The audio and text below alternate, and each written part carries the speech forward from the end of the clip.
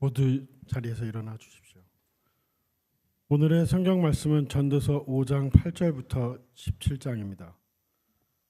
너는 어느 지방에서든지 빈민을 학대하는 것과 정의와 공의를 짓밟는 것을 볼지라도 그것을 이상히 여기지 말라. 높은 자는 더 높은 자가 감찰하고 또 그들보다 더 높은 자들도 있음이라. 땅의 소산물은 모든 사람을 위하여 있었나니 양도 밭도 소니요 은은 사랑하는 자는 은으로 만족하지 못하고 풍요는 사는 전 소득으로 만족하지 못하니 이것도 헛되도다. 재산이 많아지면 먹는 자도 많아지니 이 소유자들은 눈으로 보는 것 외에 무엇이 유익하랴. 노동자는 먹는 것이 많지 잠을 달게 자거니와 부자는 그 부요함 때문에 자지 못하느니라. 내가 해 아래서 큰 패단되는 일이 있은 그 소유주가 재물을 자기에게 해가 되도록 소유하는 것이라. 그 재물이 재난을 당할 때 없어지나니 비록 아들은 낳았으나 그 손에 아무것도 없느니라. 그가 모태에서 벌거벗고 나왔은즉 그가 나온 대로 돌아가고 수고하여 얻은 것을 아무것도 자기 손에 가지지 못하리니 이것도 큰 풍요이라. 어떻게 왔든지 그대로 가리니 바람을 잡는 수고가 그에게 무엇이 유익하랴. 일평생을 어두운 데서 먹으며 많은 근심과 질병과 분노가 그에 있느니라. 아멘.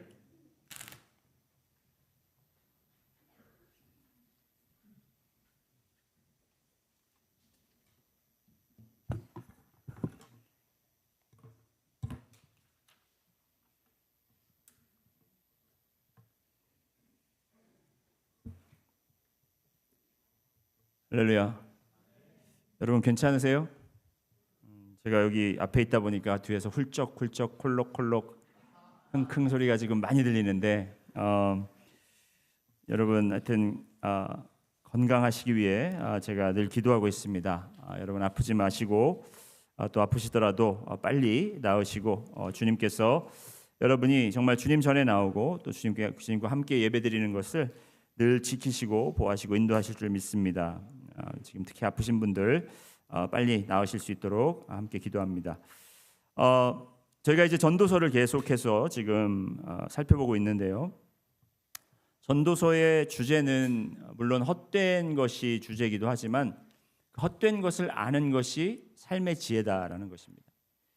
곧 우리가 지혜롭게 살려면 모든 이 인생에 있는 이 해 아래에 있는 모든 것들이 헛된 것을 허망된 것임을 빨리 깨닫고 우리가 삶 속에 정말 헛되지 않은 참된 것, 하나님을 두려워하는 것, 하나님께 예배하는 것, 하나님 앞에 나오는 것, 그리고 해 아래의 것들이 헛되니까 그 해 위에 있는 것들을 위해서 우리가 추구하면서 살아가야 되는데 그 해 아래에 있는 모든 것이 헛된 것을 아마 여기 계신 분들 다 인정하시고 아실 거예요. 목사님 저희도 동의합니다. 그거 알고 있습니다. 근데 문제는 뭐냐면 그걸 아는데도 이 삶에서 적용이 안 되는 거예요.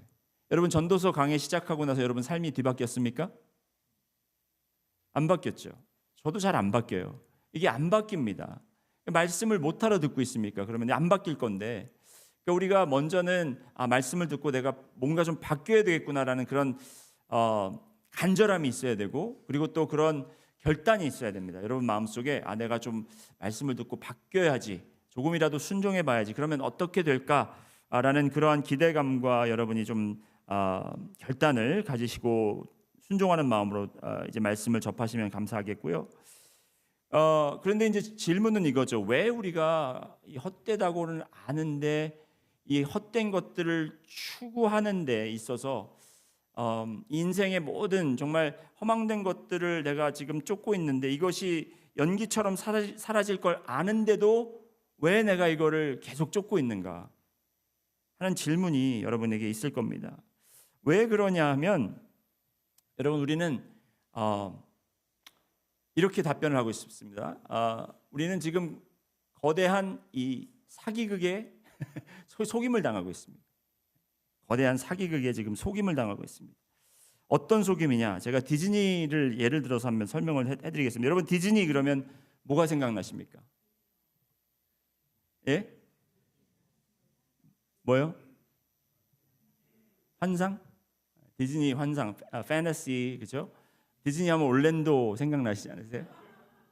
디즈니 월드도 생각나시고 캘리포니아에 있는 디즈니랜드도 생각나시고 디즈니 영화들도 많이 생각나시죠?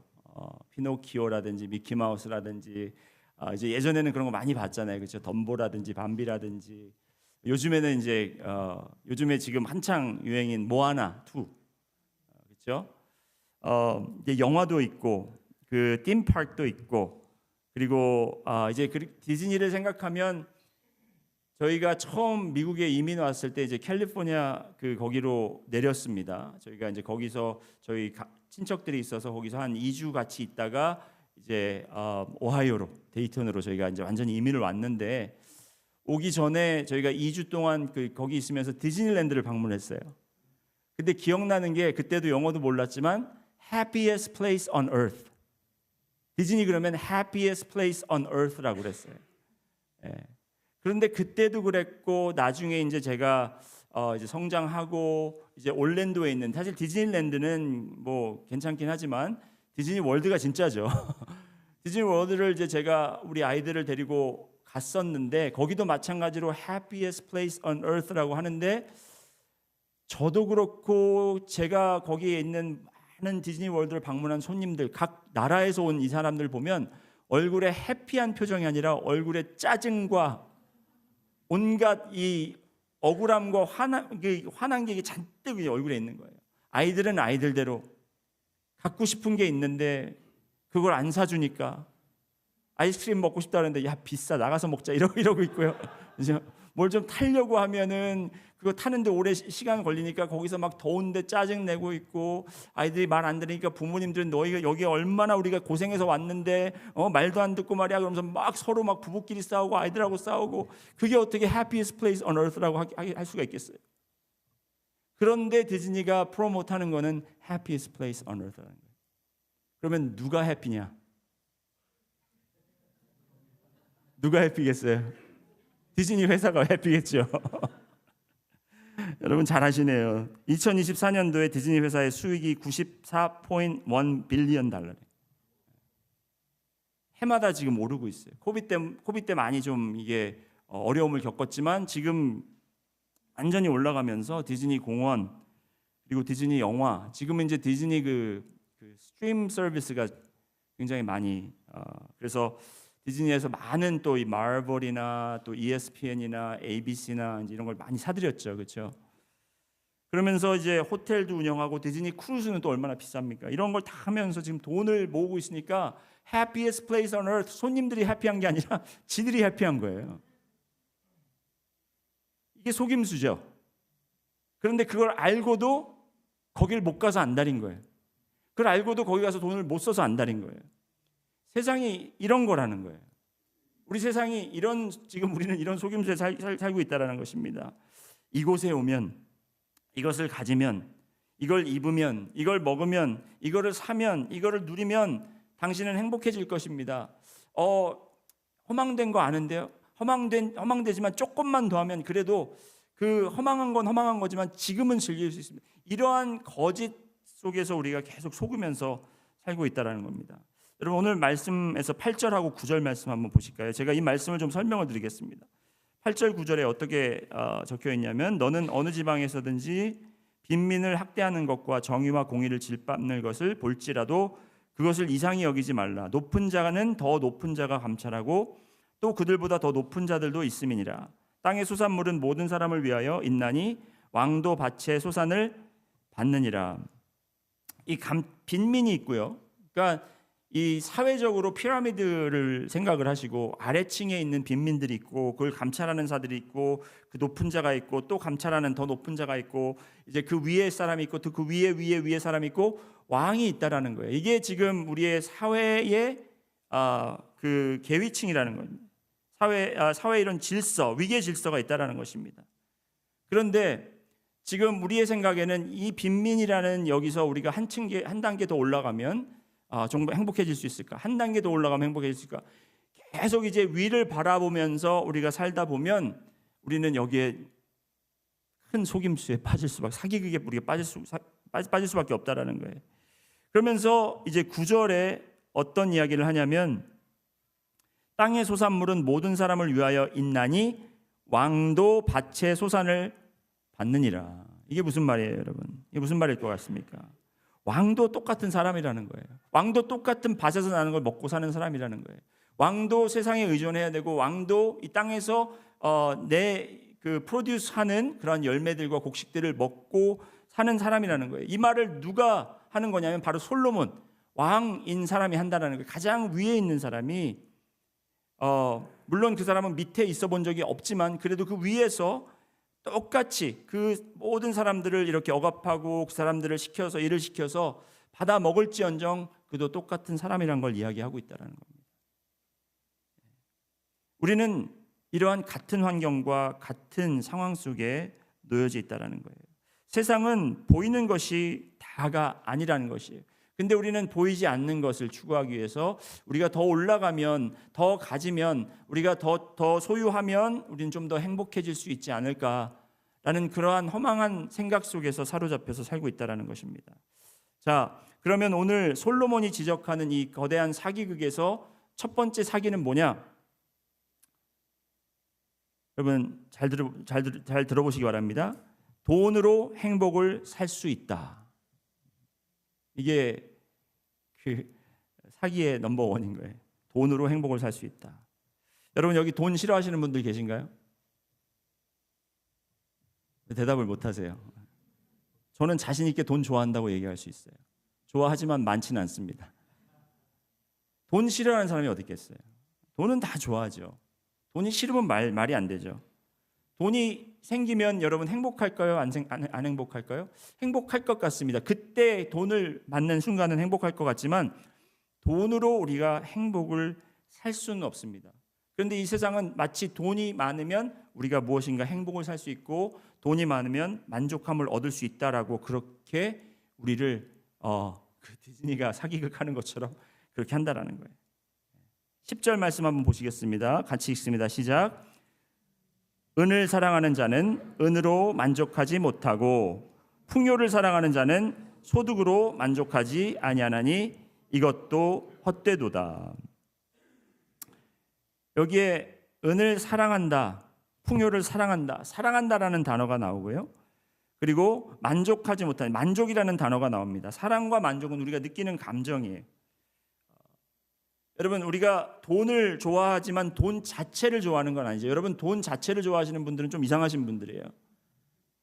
제가 여기 좀 돈을 갖고 왔는데 이게 이 얼마짜리로 보이십니까? 공이 6개인데 돈 많죠?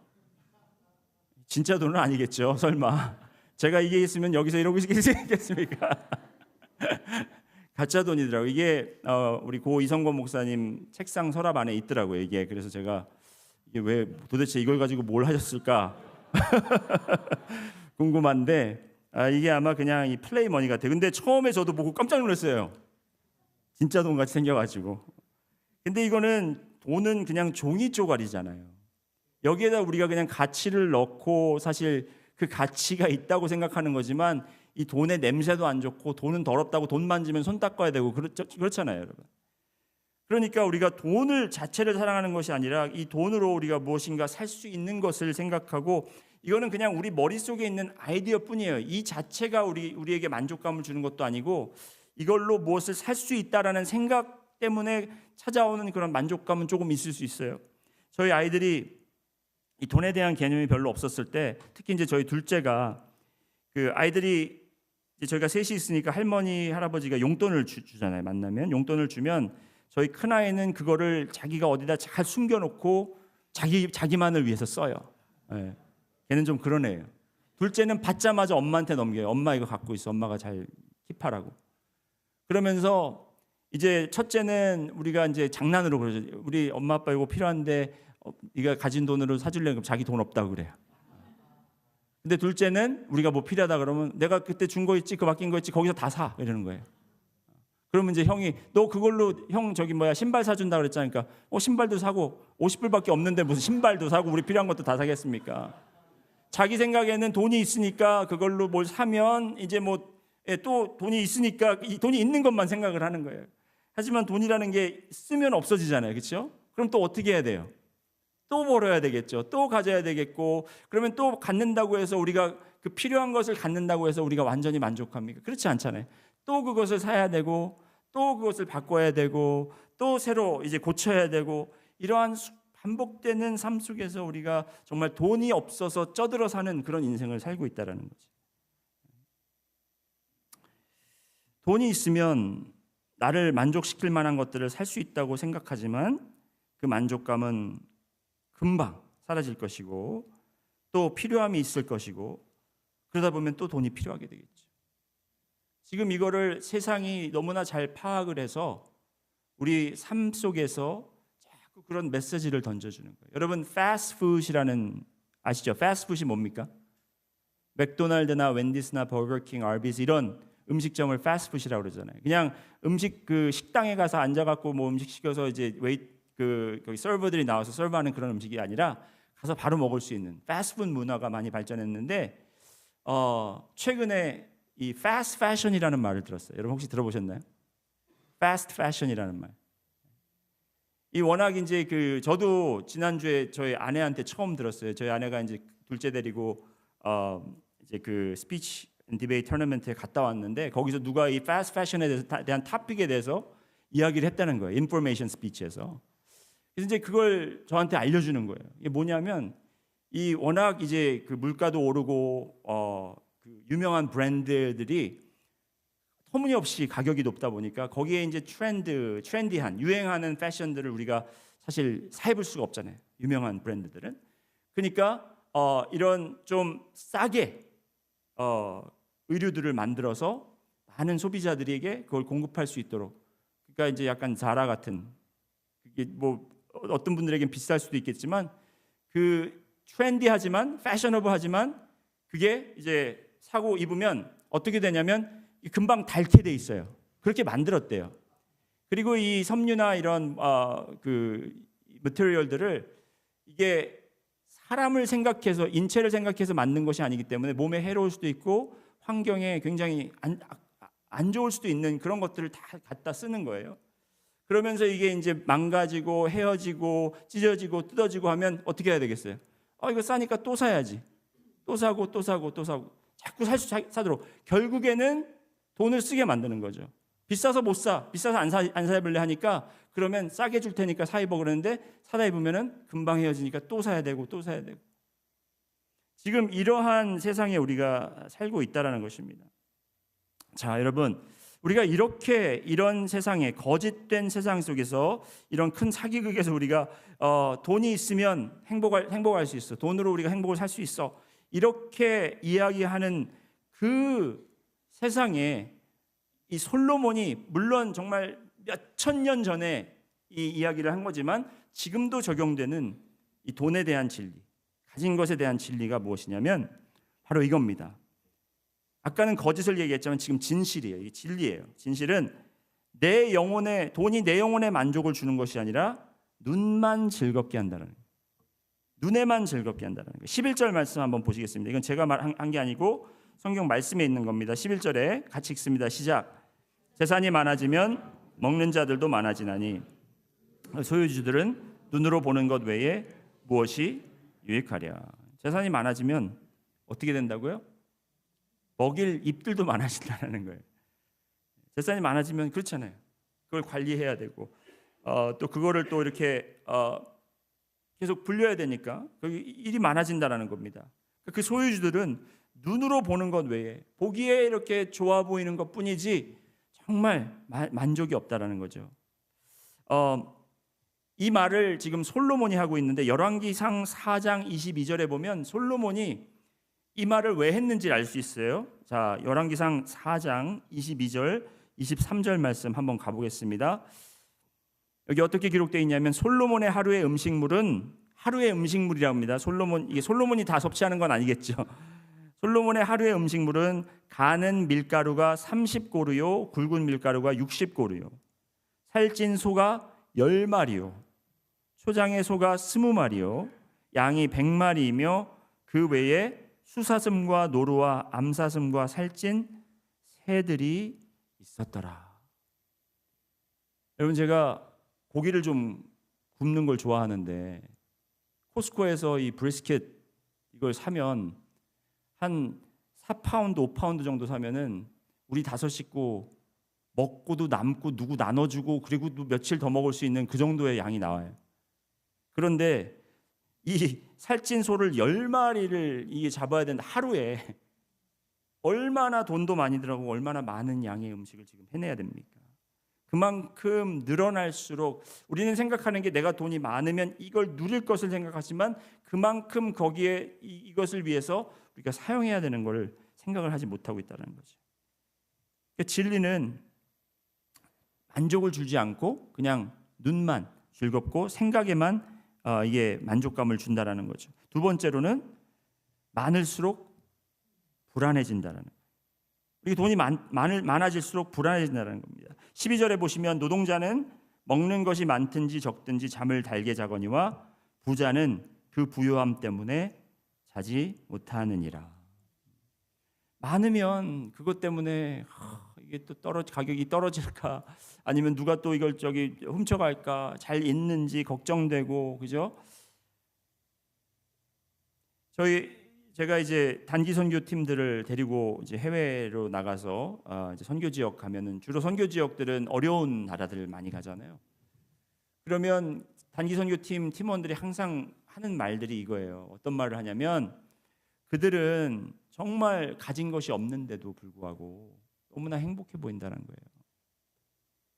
내가 미국에 가지고 있는 이것들보다 훨씬 적고 아무것도 없고, 심지어 어떤 지역에는 불도 없어요. 그래서 일찍 자야 되고, 어떤 지역에는 정말 먹을 것도 많이 없어서 옆집 거 이렇게 나눠 먹고 그래야 되는 상황인데도 사람들이 너무 행복해 보인다는 거예요.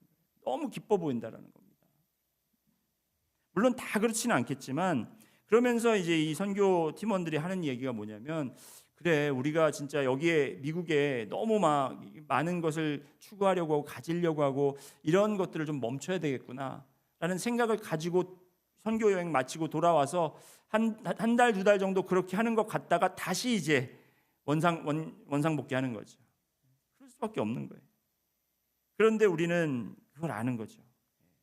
많을수록 우리가 그게 우리에게 안정감을 주고 우리에게 만족감을 주는 것이 아니라 오히려 더 불안 속에 떨게 한다라는 것. 두 번째 거짓, 두 번째 사기, 거짓말은 뭐냐면 돈은 안전을 보장한다라는 거짓말이에요. 돈이 많을수록 더 안전을 보장한다, 안전해진다. 13절 말씀 한번 보시겠습니다. 13절과 16절 말씀을 보면 오늘 13절에 내가 해 아래에서 큰 패단되는 일이 있는 것을 보았나니, 여기에 큰 패단되는 말 이게 나오죠. 큰 패단되는 일이 나오고 16절에 한번 가시면 이것도 큰 불행이라라고 나오는데 이 두 프레이즈가 같은 말이에요. 큰 패단되는 일과 큰 불행인 것. 영어로 이야기하면 grievous evil. 정말 아프도록 악한 것. 슬프도록 아픈 것, 바로 그걸 얘기하는 겁니다. 그러니까 이 헛되다라는 표현을 더 심하게 표현한 거예요. 헛된 거는 그냥 의미가 없다 정도로 끝나면 되는데 grievous evil, 이 패단되는 일, 큰 불행, 이거는 뜻이 있죠. 근데 그 뜻이 뭐냐면 아픔이라는 거예요. 절망감이라는 거예요. 슬픔이라는 거예요. 그 정도로 이 돈에 대해서 지금 솔로몬은 이야기를 하고 있는 겁니다. 허망함 정도가 아니라 아주 깊이 해가 되는, 악이 되는 그러한 것을 이야기하는데, 어떤 것에 대해서 이야기하냐면 13절에 내가 해 아래서 큰 패단되는 일이 있는 것을 보았나니 곧 소유주가 재물을 자기에게 해가 되도록 소유하는 것이라.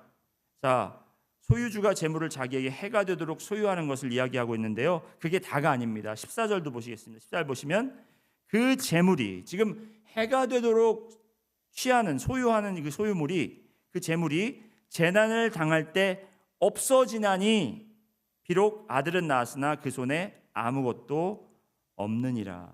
자, 이게 무슨 이야기를 하는 거냐면 지금 한 사람의 예를 드는 거예요. 솔로몬 왕이 직접 경험한 건지 아니면 누구 다른 사람이 경험한 건지를 이야기하는지 모르겠지만 자기가 가진 그리고 정말 뼈 빠지게 모았던 그러한 적금들 다 이게 적금 들어오는 거 있잖아요. 그게 한순간에 사라져버린 걸 이야기하는 거예요. 재난 때문에 집에 불이 났든지 아니면 다른 나라가 침략해서 다 뺏어갔든지 어떤 상황 때문에 그 뼈 빠지게 모아놓은 게 한순간에 없어지면 얼마나 원통하고 얼마나 힘들겠습니까? 그걸 어떻게 모아둔 건데 그거 모아서 뭐 하려고 그랬어요? 이거 모아서 우리 아들한테 주려고 그랬지. 그런데 그 아들의 손은 아무것도 남겨줄 수 없는, 이거는요 여러분 그 모으지 말라는 것도 아니고 적금하지 말라는 것도 아니고 그런 일이 있을 거다라는 이야기가 아니라 우리의 인생에 앞을 내다볼 수 없는 우리의 한계를 이야기하고 있는 거예요. 당장 어떻게 될지 모르잖아요. 예수님도 이야기하셨잖아요. 한 부자의 예를 들면서 한 부자가 곡식 그 창고에 곡식을 많이 쌓아놓았는데 어리석은 사람이라는 거예요. 왜? 단순간에 하나님이 오늘 저녁이라도 그 사람의 생명을 가져갈 수 있는 분이 하나님인데 그렇게 되면 그건 누구 거가 되냐는 거죠. 아무 소용이 없다라는 겁니다. 그런데 왠지 우리는 자꾸 모아둬야 되고 자꾸 가지고 있어야 되고 그러면 마음속에 안정이 생기고 좀 안심하는 그런 마음이 들지만 결국에는 그것이 아니라는 걸 이야기하는 거죠. 그것이 불행이라는 거죠. 16절에도 비슷한 말씀을 합니다. 16절 한번 같이 보시겠습니다. 시작. 이것도 큰 불행이라 어떻게 왔든지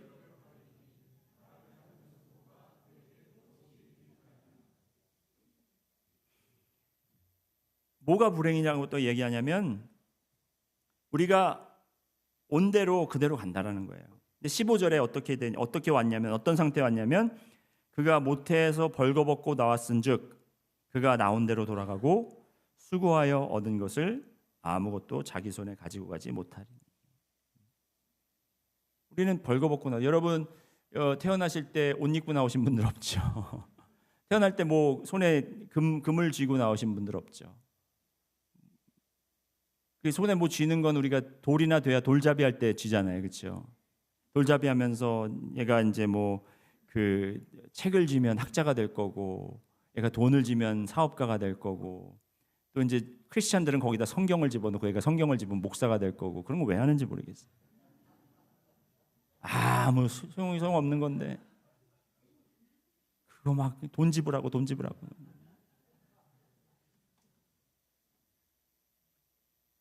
그렇게 우리는 아무것도 없이 태어나서 죽을 때도 그 커픈에다가 사실 그 관에다가 뭘 집어넣잖아요. 그분의 이제 그 귀중히 여겼던 것들을 집어넣는데 그렇다고 해서 그분이 그걸 가져갈 수 있습니까?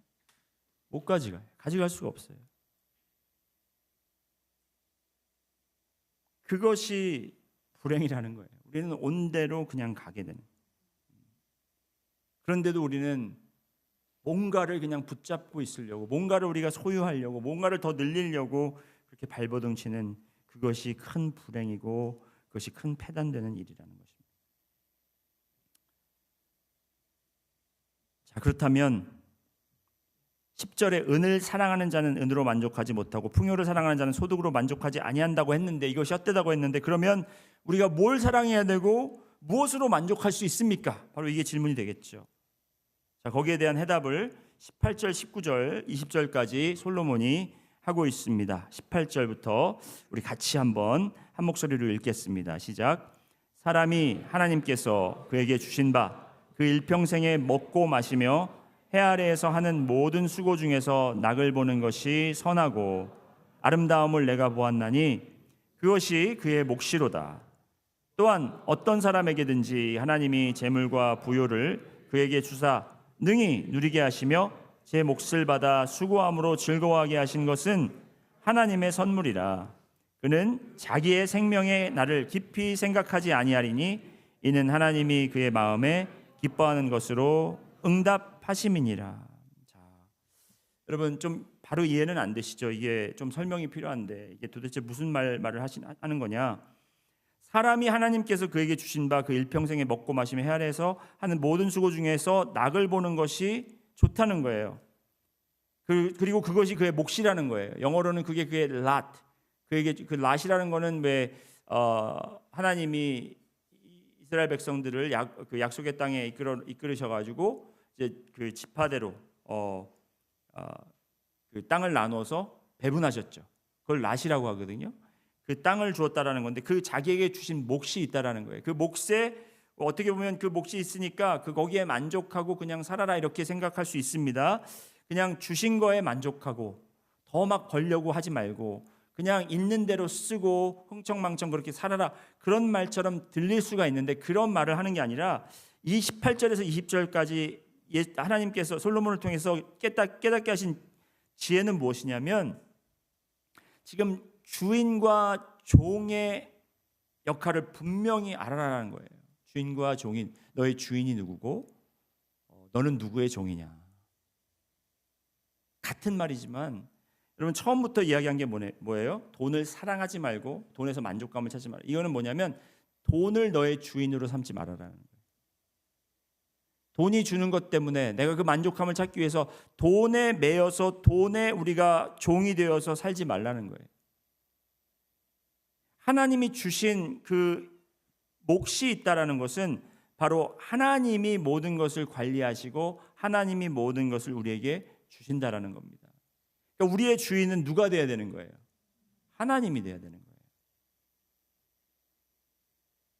너무 쉽죠? 너무 간단하죠? 그런데 그렇게 살아가려고 하면 이게 그냥 한순간에 이루어지는 게 아니라 그것에 우리가 피나는 노력을 해야 된다는 거예요. 지금은 우리가 이 세상 아까 말한 이 거대한 사기극 안에서 우리가 이 거짓됨을 따라서 지금 그렇게 살다 보니까 지금 거기에 묶여 있고 그 시스템에 우리가 묶여서 빠져나올 수 없는 그런 상황이 됐어요. 그렇지만 그럴 때일수록 우리가 그냥 어떻게 하다 보니까 이렇게 됐으니까 계속 이렇게 살아야 되겠네요. 나의 직장의 노예가 되고 나의 삶의 노예가 되고 내가 지금 필요한 것들 사야 되고 앞으로 이런 것들 때문에 부모님도 이렇게 보살펴야 되고 자녀들도 이렇게 보호해야 되고 여러 가지 프로바이드 해야 되고 이런 것들 때문에 내가 지금 놀 수 없으니까 지금은 이렇게 살지만 내가 조금씩 모아서 앞으로는 그럴 때 좀 자유하면 그때 이제 주님을 주인으로 섬기겠다. 이게 하나님이 원하시는 걸까요? 아니죠. 지금부터 우리가 정말 하나님이 나의 주인인 삶을 살아야 되겠죠. 그렇다면 그걸 어떻게 할 수 있을까? 여러분 돈에서 자유하려면 어떻게 돼야 되나요? 돈에서 자유하려면 어떻게 되죠? 돈을 버려야 되겠죠. 가진 것을 여러분 나누는 삶을 살아야죠. 내게 아니니까. 내 것이 아니고 하나님이 맡기신 것이니까 그것을 우리가 하나님을 위해서 우리가 사용해야 되겠죠. 그것이 헌금이고 그것이 우리가 나눔이고 하나님도 근데 우리는 계산이 빠르고 이제 교육을 많이 받으신 분들이기 때문에 딱 이걸 내가 줬을 때 줄 만한 사람을 찾아야 되고 내가 이걸 줬을 때 그 사람이 얼마 정도 이렇게 이 계산을 지금 하게 되거든요.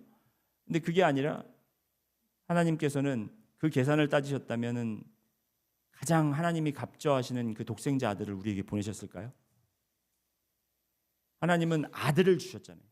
하나님이 세상을 이처럼 사랑하사 독생자를 주셨으니. 근데 그 독생자를 주시면은 이 세상이 어떻게 받아들여야 됩니까? 주님, 저희는 받을 자격이 없는데 저는 거절하겠습니다. 주님, 이거는 저희가 안 돼요. 이럴 수는 없습니다. 이렇게 한 게 아니라 감지덕지한 게 아니라 그 아들을 오히려 죽인 게 사람들이라는 거예요. 그 아들을 배반하고 그렇죠? 그 아들을 부인하고 그 아들을 십자가에 못 박은 사람들이 바로 하나님 사람들이라는 겁니다. 그럼에도 불구하고 하나님은 주셨어요. 계산에 맞아떨어지지 않지만 하나님은 주셨다라는 겁니다. 마찬가지로 우리도 하나님의 자녀라면 그리고 우리가 이 진리와 지혜를 깨닫는다면 우리가 하나님께서 맡기신 것을 하나님을 위해서 사용해야 되겠죠. 성경 말씀에 아주 많은 구절들이 돈에 대한 이야기들이 나옵니다. 교회 성도님들은 목사가 돈 얘기하는 거 별로 안 좋아하지만 성경 말씀에 돈 얘기가 많이 나와 있어요. 그 중에 이제 달란트의 비유도 있고요. 여러분 아시는 것처럼.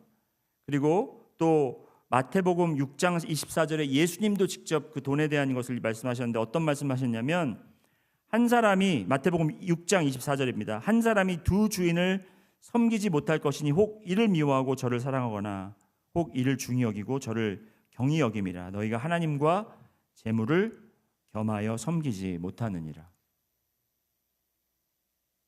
우리가 재물을 섬기면서 하나님을 함께 섬길 수가 없다라는 겁니다. 이것이 나의 주인이 되었을 때 하나님이 절대로 우리의 주인이 될 수가 없다라는 거예요. 그렇다면 우리가 뭔가 바뀌어야 되겠죠. 그럼 난 돈 주인 안 할래. 이걸로 끝나는 게 아니라 하나님이 주인 되시고 하나님이 우리에게 이거를 맡으라고, 청지기 역할로 맡으라고. 그러니까 우리는 이 돈의 종이 아니고 우리는 이 돈을 매니지하는, 돈을 관리하는 사람들이 된 거예요, 여러분. 여러분 돈의 관리자입니다. 돈의 종이 아닙니다. 돈의 노예가 아니라 돈의 관리자인 거예요. 그 관리자로서 그 역할을 여러분이 하셔야 되는 거예요. 그러니까 관리자들은 이게 내 돈입니까? 이게 내 돈이 아니죠. 하나님 돈이죠. 그걸 가장 잘 말씀하고 있는 것이 누가복음 16장 그 청지기에 대한 비유예요. 한 청지기가, 제가 다 읽지 않고 그냥 설명만 드리겠습니다. 여러분 다 아시는 이야기니까. 한 청지기가 있는데 그 주인이 그 청지기에 대해서 안 좋은 이야기를 듣습니다. 어떤 이야기를 듣냐면 그 청지기가 주인의 소유를 낭비한다라는 거예요. 어떻게 낭비했는지 모르겠습니다. 자기가 그냥 막 자기 것처럼 갖다 쓰거나 아니면 자기의 유익을 챙기기 위해서 그렇게 했겠죠. 그래서 이제 이 주인이 그 청지기를 불러서 너 이제 그렇게 하면은 너 잘린다. 너 이제 끝이 온다 이거예요. 그랬더니 청지기가 발등에 불이 떨어진 거죠. 그래서 어떻게 할까 고민하다가 이러면 되겠구나 하면서 그 주인에게 빚진 사람들을 한 명씩 부릅니다. 그래서 너 얼마 빚졌지? 그랬더니 한 사람이 저는 그 밀가루 100자루 정도 빚졌는데 그럼 너 50이라고 적어. 너는 80이라고 적어. 이렇게 해가지고 그 빚을 조금씩 탕감해 준 거예요. 그러면서 이 주인에게 칭찬을 듣죠. 그러니까 이 칭찬을 듣는 데서 우리 성도들은 이걸 읽으면서 이게 뭐지? 남을 속이는 게 잘한 건가? 근데 여러분 거기서 다른 걸 보지 마시고 이 청지기가 어떻게 바뀌었는지, 그 자세가 어떻게 바뀌었는지를 보시면 돼요. 그가 주인의 것을 남용할 때는 자기 것처럼 사용했어요. 이 돈으로 내가 유익을 보려고 했는데 지금 이제 다른 그 빚진 자들을 탕감해 줄 때는 정말 그 돈이 내 게 아니기 때문에 주인 거기 때문에 주인 것처럼 사용한 거예요. 그걸 매니지한 거예요. 차이를 느끼시나요? 그러니까 하나님이 우리에게 원하시는 것이 바로 그 삶의 지혜 중에 돈에 대한 것, 경제에 대한 게 바로 그거예요. 우리가 돈에 묶여 있으면 아까워요. 내가 이걸 여기다 쓰면 이거 내면은 이거 마이너스인데. 여러분 근데 그게 하나님의 통장이라고 생각해 보세요. 여러분이 청지기고 그러면 여러분이 마이너스 되시면은 하나님이 그걸 채워 주실까요? 안 채워 주실까요? 채워 주시죠. 채워 주세요. 저는 그런 체험이 굉장히 많습니다. 왜냐하면 워낙 그 목사님 아들로서 우리가 풍요로운 삶을 산 것이 아니라 항상 저희 부모님부터 저는 그렇게 봐왔기 때문에 부모님도 봬도 우리도 지금 좀 살기가 빠듯한데도 누가 도움 필요하다면 주시는 거예요. 그러면 아빠 나는 나 저거 지난번에 이거 사달라고 그랬는데 이거 기다리라고 그랬잖아요. 돈 없다고. 근데 그 돈을 다른 사람한테 쓰면 어떻게 해요? 그러면 기다려봐. 하나님 돈이니까 하나님이 책임져 줄 거예요. 정말 그럴 때 이게 말도 안 되게요. 통장은 마이너스인데요, 그렇죠? 하나님께 순종하면서 하니까 하나님이 채워주시는데 우리가 생각했던 것보다 상상했던 것보다 더 채워주시더라고요. 근데 우리는 우리의 계산이 먼저 앞서죠. 내가 이렇게 하면 분명히 마이너스고 어디서 나올 데도 없고. 그게 바로 우리가 돈에 묶여서 종처럼 사는 거죠. 그러니까 거기 벌벌 이거 붙잡고 있어야 되는데, 이거 잡고 있어야 되는데, 이거 쓰면 안 되는데, 조금만 참아보자, 조금만 절약하자, 조금만 더. 그게 아니라 정말 우리가 순종하는 마음으로 주님께 내어드릴 때, 마치 그 과부가 엘리야 선지자가 정말 그를 찾아왔을 때 그 과부가 그에게 남은 이것만 이제 이거 먹고 죽으려고 했던 그것까지도 정말 믿음으로 나눠줬을 때 하나님이 그들에게 늘 채워주는 그런 역사를 보여준 것처럼, 물론 그것이 우리가 초자연적이고 기적적인 것이고 지금은 기적이 끊겼다고 하지만 여러분, 그게 기적이 꼭 기적만이 아니라 그건 하나님의 나라의 법칙인 거예요. 하나님은 하나님의 종들, 하나님이 세우신 종들, 하나님의 청지기들을 채우신다라는 겁니다. 왜냐하면 우리가 가진 것이 우리가 시작한 것이 아니기 때문에. 여러분이 내가 생명이 있으라 해서 생명이 있었습니까? 아닙니다. 내가 똑똑해라 해서 또 여러분 똑똑함이 생기셨습니까? 아닙니다. 다 하나님께서 주신 것이고, 그 주신 하나님이 앞으로 여러분이 순종하는 마음으로 하나님을 주인 삼아 주님께 순종하며 나가면 하나님께서 더 놀라운 것으로 채워주실 것입니다. 그것을 우리가 날마다 체험하면서, 그래서 여러분 헌금이라는 것이요, 왜 우리가 꼭 헌금해야 돼요? 하나님은 뭐 11조 같은 거 왜 해야 돼요? 우리가 그냥 하나님은 우리가 잘 청지기라면서요. 그럼 우리가 잘 우리 하우스홀드를, 내 가정을, 내 경제를 잘 매니지하는 걸 원치 않으십니까? 라고 생각할 수가 있지만 여러분, 그게 아니라 하나님은 정말 우리가 이 담대한 믿음을 통해서 그 우리를 성장할 수 있고 하나님을 더 믿게 하시기 원하시는 거예요. 여러분은 지금 제가 사기극이라고 처음에 말하고 제가 사기치는 것 같죠? 아니에요. 여러분이 헌금 더 낸다고 저한테 이득 오는 게 아무것도 없습니다. 여러분이 그 놀라운 하나님의 공급하심을 여러분이 직접 체험해 보셔야 된다는 거예요. 근데 우리는 계산해 가지고 요 정도 하고 요 정도 헌금 내면 이제 내가 어떻게 살 수 있겠다, 그 정도 생각하는데, 제가 아는 유명한 목사님이 이런 말씀을 하셨어요. Offering is not offering when you give when it doesn't hurt. 헌금이 아니라는 거예요. 우리가 헌금을 드렸을 때 내가 막 어디가 한 구석이 이제 아플 정도로 드리지 않으면 그건 헌금이 아니라는 거예요. 헌금이 아니면 뭐겠어요? 도네이션이죠, 도네이션. 여러분, 헌금을 절대로 도네이션이라고 생각하지 마세요. 하나님한테 드리는데 하나님이 여러분 도네이션 받게 생겼습니까? 아니죠. 하나님이 여러분 돈 필요해서 달라고 그러는 것도, 그걸 내놓으라는 것도 아닙니다. 하나님이 무슨 도적입니까? 그런 게 아니라 그것을 통해서 우리가 정말 이 돈에 묶여 있는 그 종과 노예의 이 관계에서 우리가 벗어나고 자유할 수 있도록 하나님께서 인도하시는 거라는 거죠. 그래서 여러분, 오늘 이 말씀을 통해서 우리가 정말 그 거짓된 세상의 시스템 안에서 그 거짓에 속아 넘어가지 말고, 우리가 정말 진리를 붙잡고 우리의 주인 되시는 하나님께 드리는 삶을 사시는 여러분 되시기를 주님의 이름으로 축원합니다. 다 같이 기도하시겠습니다.